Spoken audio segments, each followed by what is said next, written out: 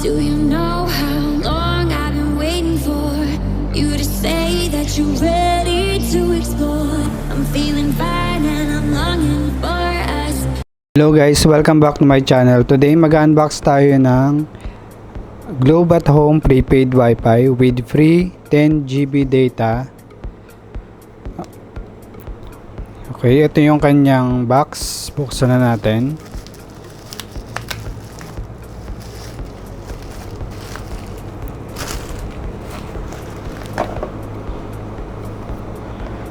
So ayan yung kanyang box.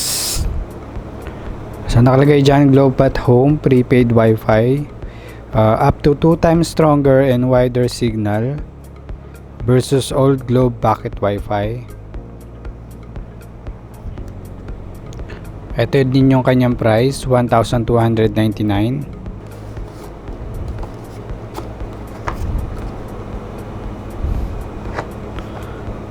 So ayan, sealed pa yung kanyang box. Ayan, box na natin.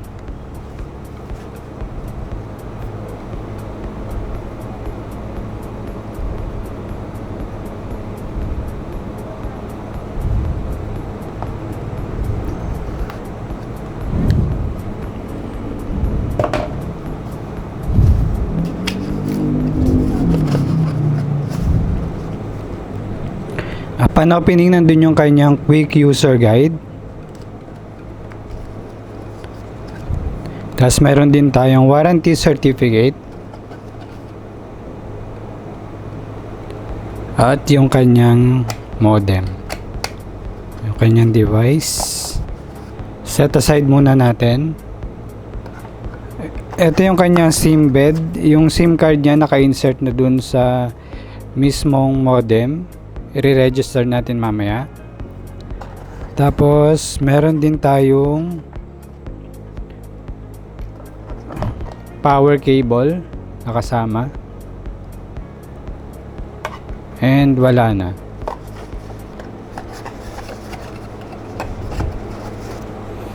So ito yung kanyang modem. So maliit lang yung size niya. Ito yung kanyang likod. Meron tayo dyan LAN connector sa likod. Isa. Meron tayong LAN connector. RJ45. Meron tayong reset button. At yung kanyang power. At meron din tayong NTC approved. Tapos sa taas, nandun yung kanyang number. Yung number ng SIM card na naka-insert sa kanya. Tapos, nasa taas yung kanyang WPS. So, register muna natin yung SIM card and then mamaya i-testing natin yung internet tsaka yung kanyang free 10 GB na data. Okay, binuksan ko yung sa likod. Meron siyang kabitan ng antena dun, isa. Isa lang.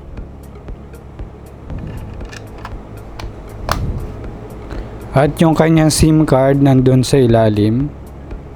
So hindi natin siya mabubuksan kasi naka-sticker siya ng warranty. Nakalagay dyan, warranty void if seal is broken.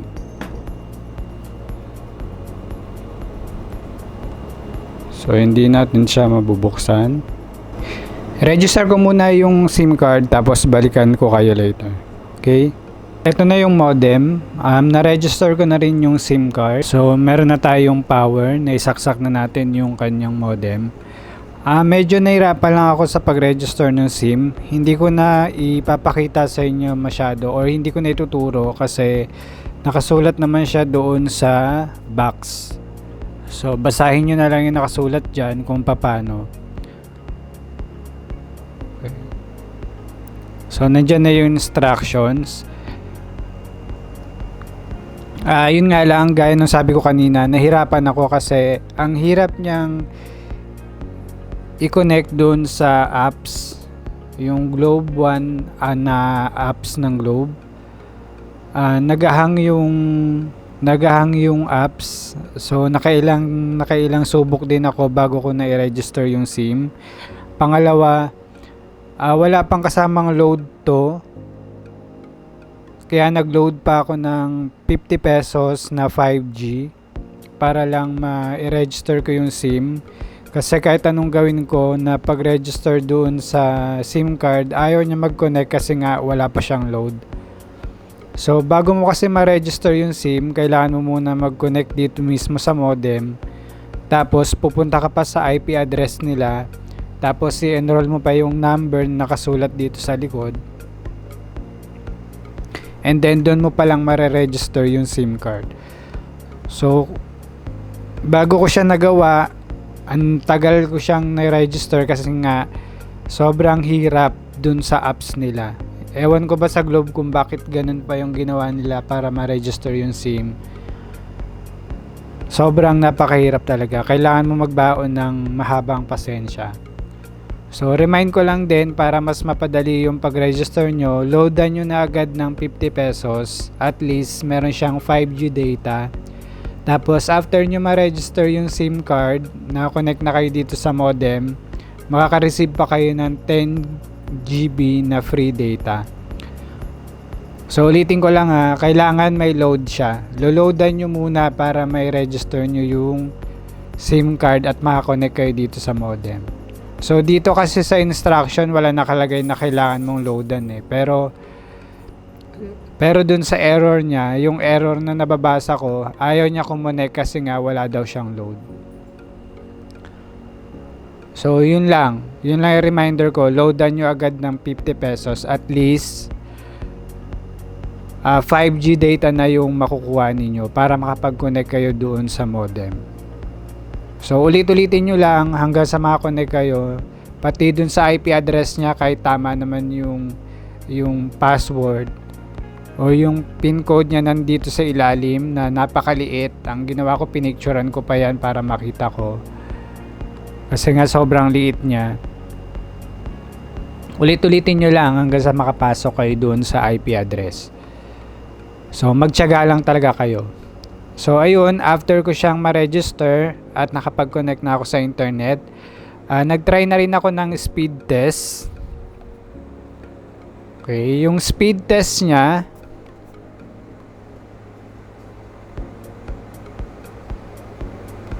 kailangan nakakonect pa rin kayo dun sa modem.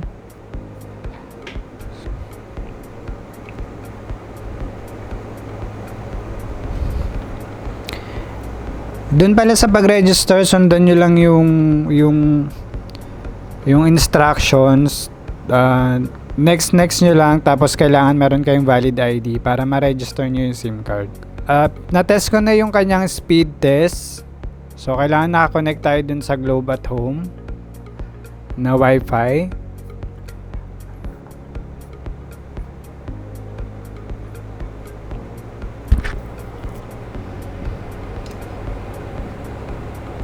So, type nyo lang dun sa Google, speed test.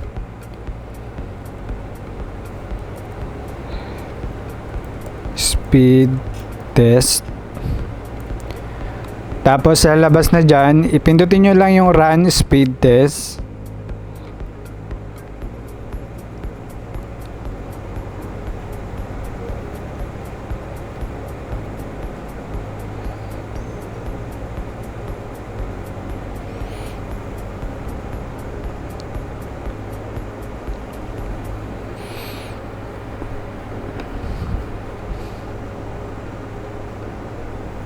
So, ayan yung lumabas na speed test niya. Okay, tapos try pa rin natin sa iba, yung Ookla.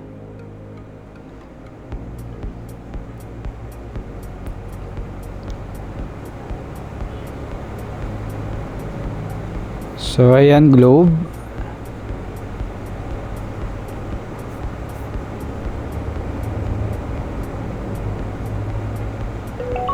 Ayan, nakalagay Globe.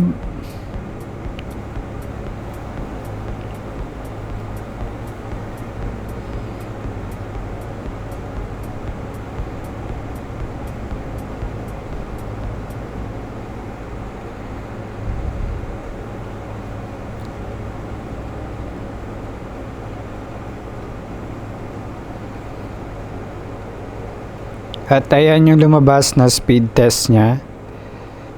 Ayan, sa Ookla yan ha. And nag-try din ako mag-browse sa YouTube. So sinubukan ko yung 1080p at saka yung 4K. 1080p at saka yung 4K.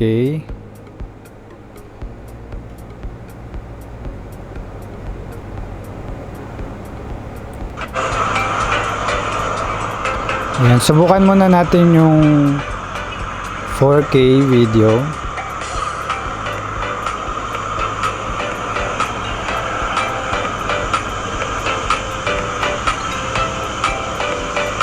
Okay, sa 4K video, medyo mabagal siya. So, ayan, naka 2160p. So, ibig sabihin yan 4K. Medyo mabagal yung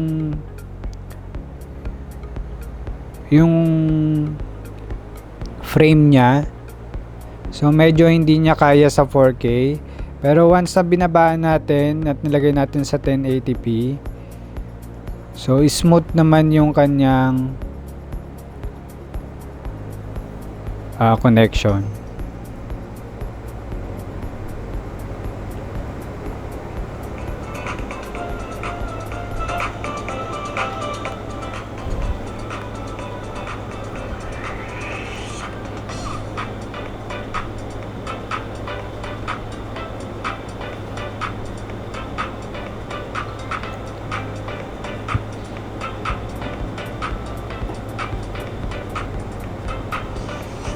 So kung medyo nababagalan pa kayo sa 1080p, pwede nyo pambabaan yung quality ng video up to 720, 480 and 720p.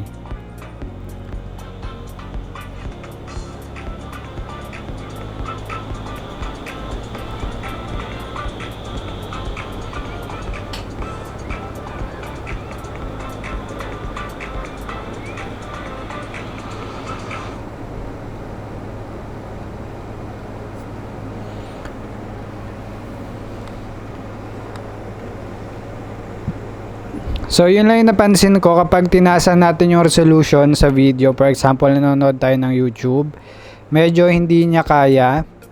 Hindi ko alam kung dahil sa location ko or dahil sa signal ng Globe. Medyo naglalag yung frame. Pero once na binabaan naman natin siya up to 1080p, nagiging okay naman yung frame nung pinapanood nating video. 1080p to 720p, so okay siya. So sa 4K hindi ganun kaganda kasi naglalag siya. And na-try ko rin pala siyang gamitan ng power bank. So meron ako ditong power bank and cable. So try natin siyang gamitan.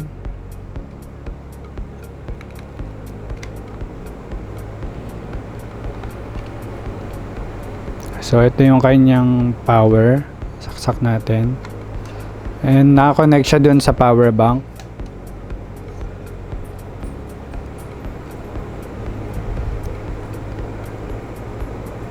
So hintayin lang natin maging white yung ilaw. So kung nakikita nyo kulay purple, dapat yan lahat may ilaw.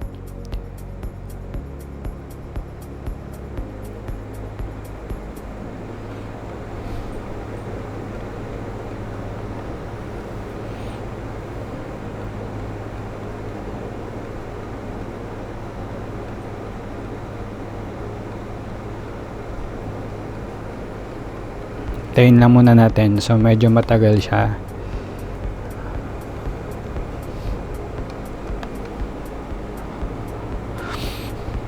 So ayan. Gumamit ako ng power bank. Ang battery capacity ng power bank na gamit ko is 10,000 mAh.